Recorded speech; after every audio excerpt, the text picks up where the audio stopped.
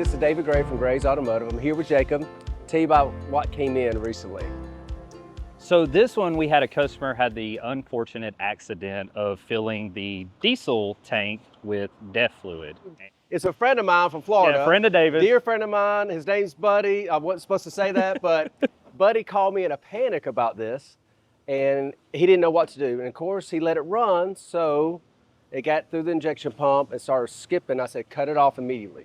Now, if he had done that with gas, we might could have saved it.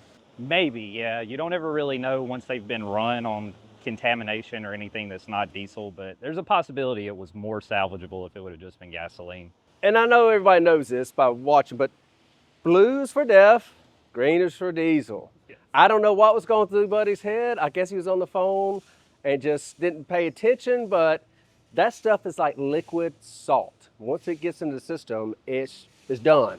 Especially they have problems with the injection pump anyway. Yeah. And then you run that through them and it just, so tell us what you have to do, because you've done a lot of these when this happens. So on these, once they come in, you basically have to take the tank, all the fuel system out of the truck and just clean everything, and anything that can't be cleaned, you replace it. Basically, the only thing you can clean and normally save is the tank itself.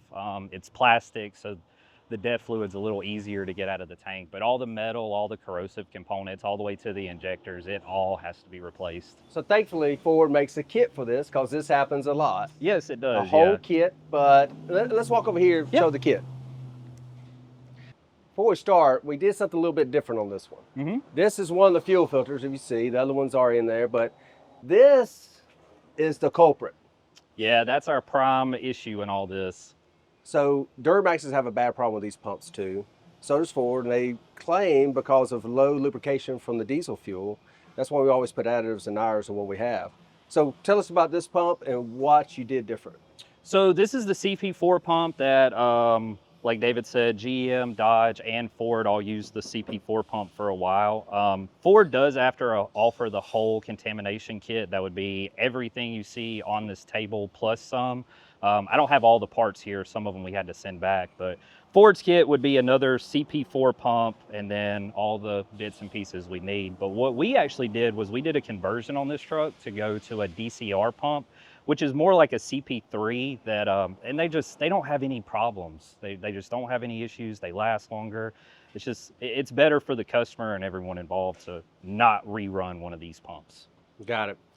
So this truck has about 60,000 miles, I believe. Yes, sir. And usually about 100, even on ours. I go ahead and change ours out, just so we don't have problems. Because when that comes apart, it explodes and metal goes through the whole system. The injectors, everything's wiped out. Yeah, everything. Yeah. So the point of this, I'm saying too, if you have a diesel, VP Racing makes a special additive, and it's worth your money to put it in. I put it in just about every time I fill up. But it gives it that extra lubrication so you don't, because this is a $20,000 repair, just about, if it does do that. Yeah. Because it goes through the whole lines and everything back in the. Yeah, you gotta all take these everything. little lines, it gets stopped up everywhere, and there's just no way to get all that contamination out with us without going back brand new.